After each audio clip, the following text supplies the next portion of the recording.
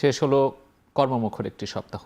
গেল 5 দিনে ব্যক্তি, প্রতিষ্ঠান, রাষ্ট্রের প্রাপ্তিযোগ ও ব্যয়ের লেনদেন হিসাব শেষে ভাগশেষে থাকলো কি? এসব জানাতে আমাদের আয়োজন ভাগশেষ। পুরো আয়োজনের সাথে আছে আমি সাজিদ আরাফাত। শুরুতে জানবো মূল্যস্ফীতি কমে যাওয়ার খবর। খাদ্যপণ্যে মূল্যস্ফীতি কমে আসায় জুন মাসে সার্বিক মূল্যস্ফীতি কমে 9.16% নেমেছে, যা গেল মে মাসে ছিল 9.42%। আমরা একটু সেই বিষয়টি বিশ্লেষণ করতে চাই। মূল্যস্ফীতির বর্তমান কী অবস্থা, খাদ্য মূল্যস্ফীতি, খাদ্য বহির্ভূত মূল্যস্ফীতি এবং সার্বিক মূল্যস্ফীতি যে বিষয়টি রয়েছে সেটি আমরা একটু দেখব। আমরা বলছি যে কমেছে মূল্যস্ফীতি, সময়, ধরন এবং পরিমাণ আমরা উল্লেখ করেছি এখানে। সময়টি দেখতে চাই জুন 2026 খাদ্য মূল্যস্ফীতি যদি আমরা কথা বলি তাহলে বলতে হচ্ছে যে পরিমাণ 8.60%, যেটি মে মাসে অর্থাৎ 1 মাস আগে ছিল। এখন জুলাই চলছে, জুন এবং মে ঠিক 2-1 মাস আগেই সেই পরিমাণটি ছিল খাদ্য মূল্যস্ফীতির 9.6%। অর্থাৎ আমরা দেখছি যে এখানে কিছুটা মূল্যস্ফীতি কিন্তু কমে এসেছে। এই যে জুনে যে বাজেট পেশ করা হলো, বাজেট পাশ হলো, তার পরবর্তীতে সেই সময় থেকে কিন্তু মূল্যস্ফীতি একটি স্বাভাবিক পর্যায়ে রাখার যে চ্যালেঞ্জ, সেই চ্যালেঞ্জ কিন্তু ছিল সরকারের সামনে। ঠিক সেই সময় আমরা দেখতে পাচ্ছি যে খাদ্য মূল্যস্ফীতির যে পরিমাণ সেটি কিছু শতাংশ কমে এসেছে। এটি নিঃসন্দেহে যারা ভোক্তা রয়েছেন, গ্রাহক রয়েছেন, তাদের জন্য স্বস্তিদায়ক খবর। আমরা পরবর্তীতে দেখতে চাই খাদ্য বহির্ভূত যে মূল্যস্ফীতি, সেখানে আমরা দেখছি যে জুন 2026-এ যেটি আমরা দেখি 9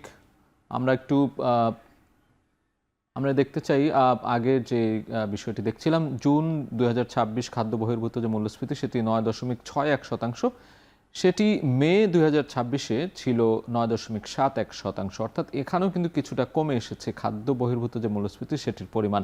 বাংলাদেশ পরিসংখ্যান ব্যুরোর যে তথ্যসূত্র, সেই তথ্যসূত্রে এই বিষয়গুলো উঠে এসেছে এবং সেটি আমরা জানানোর চেষ্টা করছি। আমরা পরবর্তীতে আরেকটি বিষয় দেখতে চাই, সেখানে গ্রামীণ মূল্যস্ফীতি রয়েছে, সার্বিক মূল্যস্ফীতির যে পরিস্থিতি সেটিও দেখব। জুন 2026-এর সার্বিক যে মূল্যস্ফীতি সেটির পরিমাণ আমরা দেখছি 9.16%, সেটি মে মাসে ছিল 9.42%। অর্থাৎ আমরা দেখছি যে এখানে সার্বিক মূল্যস্ফীতির পরিমাণও কিন্তু অনেকটাই কমে এসেছে এবং এই কমতির দিকে থাকলেই কিন্তু গ্রাহক বা যারা ভোক্তা রয়েছে, সাধারণ মানুষ রয়েছে, যারা ক্রেতা রয়েছে, তাদের জন্য কিন্তু এটি স্বস্তিদায়ক খবর এবং সেটি এরপরে কমবে নাকি বাড়বে সেটি আসলে বলা মুশকিল, তবে কমতির দিকে থাকলেই এটি ইতিবাচকভাবে দেখা হয়। জুন 2026-এ আমরা গ্রামীণ মূল্যস্ফীতি যদি দেখি, শহরের বাইরে অর্থাৎ গ্রামের একটি মূল্যস্ফীতির বিষয় থাকে যেটি বাংলাদেশ পরিসংখ্যান ব্যুরো ধারাবাহিকভাবে ভাগ ভাগ করে এই মূল্যস্ফীতির বিষয়গুলো তুলে ধরে। সেই জায়গায় আমরা দেখছি যে জুন 2026-এ গ্রামীণ মূল্যস্ফীতি ছিল 9.23%, সেটি মে মাসে ছিল 9.48%। অর্থাৎ আমরা দেখছি যে এই জুনে এখানে কিন্তু 9.23% অবস্থান করছে এই মুহূর্তে, অর্থাৎ কমেছে গ্রামীণ মূল্যস্ফীতি, মে মাসের তুলনায় অনেকটাই কমেছে। এই ছিল আসলে মূল্যস্ফীতির যে পরিস্থিতি সেটি। এ পর্যায়ে জানবো জুন মাসে দেশের অর্থনৈতিক কর্মকাণ্ডের খবর। জুন মাসে দেশের অর্থনৈতিক কর্মকাণ্ডে কিছুটা ভাটা পড়েছে, অর্থাৎ গতি কমেছে বলা হচ্ছে। বাংলাদেশ পারচেজিং ম্যানেজার্স ইন্ডেক্সের যে মান, সেই মান অনুযায়ী সেখানে বলা হচ্ছে যে 52.9, যা মে মাসে ছিল 62.8, অর্থাৎ আগের তুলনায় 9.9 পয়েন্ট কমেছে জুনের যে অর্থনৈতিক কর্মকাণ্ড বা অর্থনৈতিক গতি। আমরা আরও কিছু বিষয় বিশ্লেষণ করতে চাই, কেন আসলে জুন মাসের অর্থনীতি কমে গেল, কোন কোন খাতে কোন কোন সূচকে কমলো, সেটি এক পলকে একটু দেখে নেব। খাত ভিত্তিক যদি আমরা দেখতে চাই তাহলে আমরা 4টি মোটা দাগে খাত এখানে উল্লেখ করা আছে এবং সেটির মে মাসে গতি কেমন ছিল, পয়েন্ট কেমন ছিল, জুন মাসে কেমন পয়েন্ট ছিল সেটি আমরা দেখে নেব। কৃষি খাতে আমরা দেখছি যে 2026 সালের মে মাসে এখানে সার্বিক সূচক পয়েন্ট ছিল 70, সেটি জুন মাসে কমে এসেছে 64.8 পয়েন্ট। এখান থেকে বোঝা যাচ্ছে যে মে মাসের তুলনায় জুন মাসে যে কৃষি খাতের যে আর্থিক গতি বা আর্থিক যে বিষয়গুলো রয়েছে সেটি কিন্তু অনেকটাই মন্থর হয়ে এসেছে। এবং উৎপাদন খাতে আমরা দেখছি যে 64.1 পয়েন্ট ছিল সার্বিক পয়েন্ট মে মাসে, সেটি জুন মাসে 48.1 পয়েন্ট অবস্থান করছে। নির্মাণ খাতের বেলায় আমরা দেখছি যে 52.9 পয়েন্ট ছিল, সেটি 1 মাসের ব্যবধানে কমে এসেছে 40.2 পয়েন্টে। অর্থাৎ আমরা দেখছি যে কৃষির পাশাপাশি উৎপাদন খাত কিংবা নির্মাণ খাত এবং সেবা খাত, এই খাতগুলোতে আমরা দেখছি যে অর্থনীতির যে গতি বা সেটি কিন্তু অনেকটাই কমে এসেছে এবং সূচক কিন্তু আশঙ্কাজনক না হলেও বেশ অনেকটাই কমে এসেছে আমরা দেখছি। সেবা খাতেও আমরা দেখছি যে বেশ অনেকটাই কমেছে। ৬২.৩ পয়েন্ট ছিল যেটি মে ২০২৬-এ, সেটি জুন মাসে এসে আমরা দেখছি ৫৪.৬ পয়েন্টে অবস্থান করছে। এই সার্বিক জুন মাসের যে অর্থনীতি বাজেটের মাস থাকে এবং বলা হয় যে একটি অর্থ বছরের শেষ এবং পরবর্তীতে অর্থ বছরের যাবতীয় হিসাবকাণ্ড এই জুন মাসে হয়। সেই জায়গায় এসে আমরা দেখছি যে জুন মাসের অর্থনীতি বিভিন্ন সূচকে বা বিভিন্ন খাতে কিছু পয়েন্ট কমেছে। তবে এটি অর্থনীতির জন্য কতটা ইতিবাচক বা নেতিবাচক সেই বিশ্লেষণে আমরা যাব না। তবে জুনের পরে এই যে খাতগুলো রয়েছে সেই খাত আবারও ঘুরে দাঁড়াবে এবং তার যে অর্থনৈতিক গতি সেটি নিঃসন্দেহে আবারও ঘুরে দাঁড়াবে বলে আশা করা যাচ্ছে। এবার জানবো স্বর্ণের দামের খবর। আবারও কমেছে স্বর্ণের দাম, এর সাথে কমেছে রূপার দামও। 22 ক্যারেটের স্বর্ণের প্রতি ভরি দাম কমেছে ৩,৩২৪ টাকা। নতুন দর অনুযায়ী স্বর্ণ বিক্রি হচ্ছে ২,২১,৯৬৬ টাকায়। এটি 22 ক্যারেটের যে ভালো মানের স্বর্ণ সেটি। আমরা একটু স্বর্ণের বাজারের দরদামটি সপ্তাহ শেষে দেখে নেব। আমরা দেখে থাকি যে মাসের প্রায় সময়ই কয়েকদিন পরপরই এই দাম ওঠানামা করে। বাংলাদেশ জুয়েলার্স অ্যাসোসিয়েশন অর্থাৎ বাজুস এই দাম নির্ধারণ করে, কখনো বাড়ে কখনো কমে। আমরা এর আগেও দেখেছিলাম গত সপ্তাহে যে প্রায় ৮০ বা ৮১ বার এই দাম সমন্বয় করা হয়েছে এই চলতি বছরে এই পর্যন্ত। তার মধ্যে ৪০ বার দাম বেড়েছে, ৪০ বার দাম কমেছে, এর মধ্যে একবার ভ্যাট সংযোজন হয়েছিল। এই ছিল পরিস্থিতি। আমরা সপ্তাহ শেষে আজকে একটু দেখতে চাই স্বর্ণের দামের যে সবশেষ বাজার দর সেটি প্রতি ভরিতে কমেছে। আমরা দেখছি যে ৩,৩২৪ টাকা, অর্থাৎ 22 ক্যারেটের প্রতি ভরি দাম কমে সেটি বিক্রি হচ্ছে ২,২১,৯৬৬ টাকায়। এর পরবর্তীতে আমরা ২১ ক্যারেটের যে স্বর্ণ রয়েছে সেটির দাম দেখছি ২,১১,৯৯৩ টাকা। এছাড়া 18 ক্যারেটের যে স্বর্ণ আছে সেটির দাম আমরা দেখছি ১,৮২,০৭৫ টাকা এবং সনাতন যে স্বর্ণ রয়েছে সেটির দাম কমে দাঁড়িয়েছে ১,৪৮,৭৭৪ টাকা। এই ছিল এই সপ্তাহে দাম কমার পরে যে নতুন বাজার, যে স্বর্ণের বাজারের দর সেটি। এরপর যে এশিয়ার চালের বাজারের খবর জানবো। উৎপাদন সংকট ও বাড়তি চাহিদায় এশিয়া জুড়ে বেড়েছে চালের দাম। প্রধান চাল উৎপাদনকারী দেশ ভারত, ভিয়েতনাম, থাইল্যান্ড সহ বিভিন্ন দেশের চালের বাজারে ঊর্ধ্বমুখী প্রবণতা শুরু হয়েছে। আমরা একটু সেটি দেখতে চাই, কেন দাম বাড়ছে, চালের বাজার অস্থির বা ঊর্ধ্বমুখী এবং কি কারণে ঊর্ধ্বমুখী এশিয়ার চালের বাজার। এশিয়ার চালের বাজারের মধ্যে আমরা যদি বাংলাদেশকে ছাড়াও অন্যান্য যে দেশগুলো রয়েছে সেগুলো চিন্তা করি, সেখানে শুরুতে আসে ভারত, ভিয়েতনাম, থাইল্যান্ড, জাপান। এই দেশগুলোতে কিন্তু এরই মধ্যে চালের দাম বাড়তে শুরু করেছে এবং কমেছে চাষের জমি বলা হচ্ছে। এই চাষের জমি কমার ফলেও কিন্তু উৎপাদন কমে যাচ্ছে। উৎপাদন কমার ফলে দাম বৃদ্ধি পাচ্ছে এমনটি কিন্তু বলা হচ্ছে। আমরা জাপানে চাষের জমি কমছে, এটি একটি বড় কারণ সেখানে দাম বৃদ্ধির। দাম বেড়ে ভারতে সেদ্ধ চাল প্রতি টন বিক্রি হচ্ছে ৩৪০ থেকে ৩৪৫ ডলার এবং আতপ চাল বিক্রি হচ্ছে ৩৪৭ থেকে ৩৫২ ডলার, যেটি আগে আরও কম দাম ছিল। এটি দাম বৃদ্ধির পরে নতুন দাম। ভিয়েতনামে আমরা দেখছি যে প্রতি টন চালের দাম উঠেছে ৪৪৫ থেকে ৪৫০ ডলার, যেটি আগে ছিল ৪১০ থেকে ৪১৫ ডলার। অর্থাৎ আমরা এখানে দেখছি যে প্রায় ৪০ ডলারের তফাৎ আমরা দেখতে পাচ্ছি যে ভিয়েতনাম কিন্তু চাল উৎপাদন কিংবা রপ্তানির ক্ষেত্রে বড় একটি ভূমিকা রেখে থাকে এবং সেখানে আমরা দেখছি যে ৪০ ডলার পর্যন্ত দাম বাড়তি আমরা দেখছি চালের বাজারে। এছাড়াও ইন্দোনেশিয়ায় টানা ৬ মাস দাম বেড়েছে ২.৭%। অর্থাৎ চালের দাম বৃদ্ধির এই যে বিষয় বা ঘটনাটি টানা ৬ মাস ধরে চলছে এশিয়ার বিভিন্ন দেশে, এর মধ্যে ইন্দোনেশিয়া অন্যতম। ইন্দোনেশিয়ায় যেটি বলা হচ্ছে যে ৬ মাসে দাম বাড়ার যে শতাংশ সেটি ২.৭% এবং জাপানে চালের উৎপাদন কমেছে ১.৫%। বিজনেস রেকর্ডার সহ অন্যান্য যে এশিয়ার যে বিজনেস জায়ান্টগুলো রয়েছে তারা এই বিশ্লেষণ করেই কিন্তু এই তথ্যগুলো জানিয়েছে। বিভিন্ন দেশের তথ্যগুলো উঠে এসেছে। জাপানে চাষের জমি কমছে, উৎপাদন কমছে, ইন্দোনেশিয়ায় দাম বেড়েছে, অন্যান্য ভারত সহ বিভিন্ন দেশে যে দাম বাড়তির ফলে পুরো এশিয়া জুড়ে চালের বাজার একটি ঊর্ধ্বমুখিতা খেয়াল করা যাচ্ছে।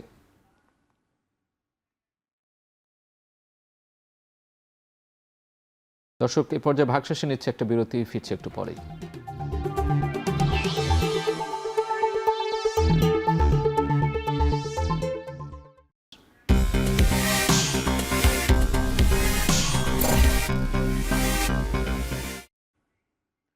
সপ্তাহের শেষ কার্যদিবসে ঢাকা স্টক এক্সচেঞ্জে বেড়েছে সূচকের পরিমাণ, তবে কমেছে লেনদেনের পরিমাণ।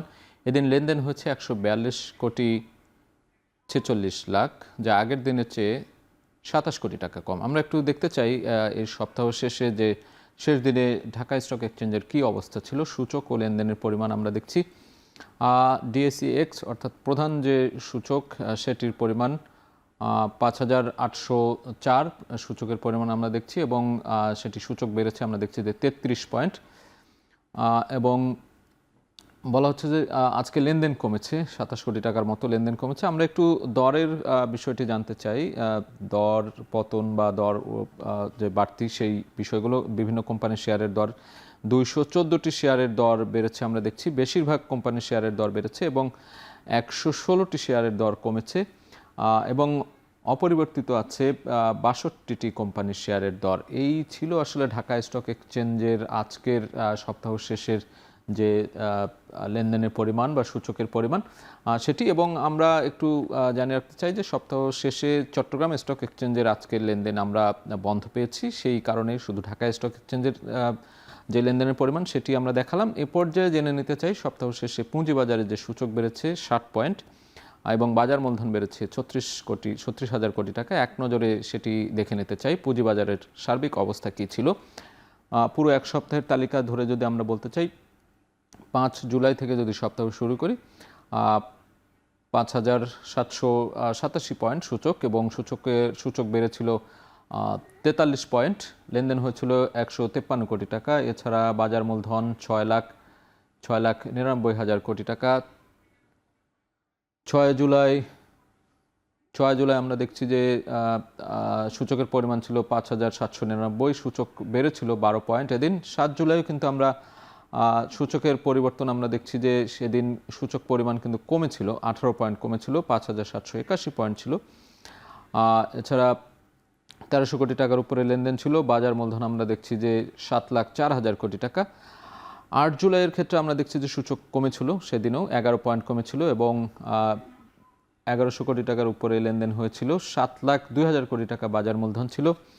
9 জুলাইয়ের ক্ষেত্রে আমরা দেখছি যে এদিন কিন্তু সূচকের পরিবর্তন হচ্ছে, সূচক বেড়েছিল 33 পয়েন্ট, 5,804, এবং 1,400 কোটি টাকার উপরে লেনদেন হয়েছে। 7,38,000 কোটি টাকা ছিল বাজার মূলধন। এই ছিল সপ্তাহের যে পুঁজিবাজারের দৃশ্য, সেই দৃশ্য।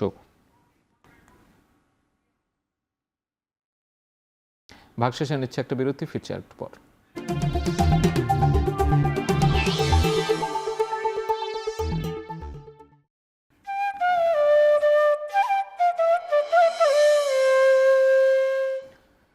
অনিয়মিত পণ্য আমদানি ও ভারতীয় ভিসা জটিলতায় বিদায়ী অর্থবছরে তলানিতে ঠেকেছে আখাউড়া স্থলবন্দরের রাজস্ব আয়। এছাড়া আশানুরূপ বাড়েনি রপ্তানি আয়ও।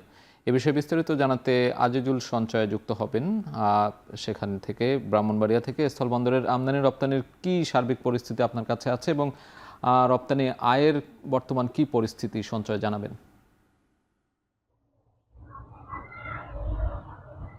সাজিদ, আখাউড়া স্থল বন্দরটিকে রপ্তানিমুখী বন্দর হিসেবেই ধরা হয়।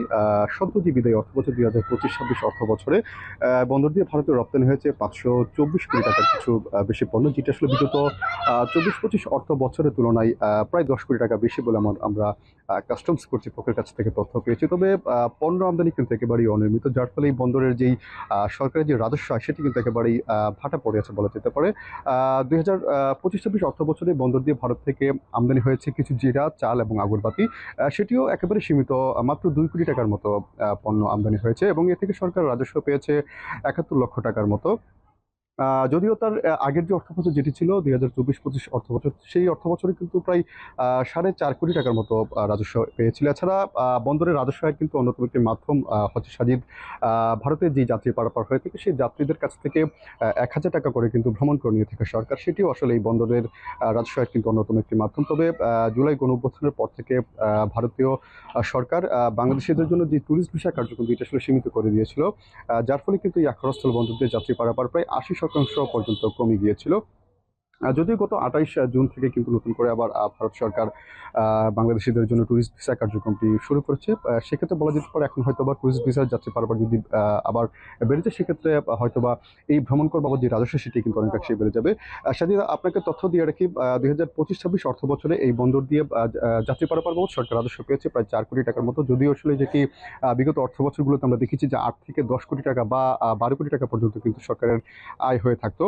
মূলত এখানকার ব্যবসায়ীরা যেটি বলছেন যে আসলে এই বন্দর দিয়ে যে ধরনের পণ্যগুলো ভারত থেকে আমদানির সুযোগ রয়েছে, সেই পণ্যগুলো আমদানি করে তারা ভালো মুনাফা করতে পারেন না। এর কারণ হিসেবে তারা বলছেন যে এসব পণ্যগুলো কিন্তু ত্রিপুরার বাইরের রাজ্যগুলো থেকে আনতে হয়। সেক্ষেত্রে এসব পণ্য আমদানি করে এগুলোর যেই অর্থাৎ শুল্ক পরিশোধ করে তাদের যে মুনাফা হয় সেটি আসলে একেবারেই যৎসামান্য, যার ফলে তারা কিন্তু এই বন্দর দিয়ে পণ্য আমদানি করেন না।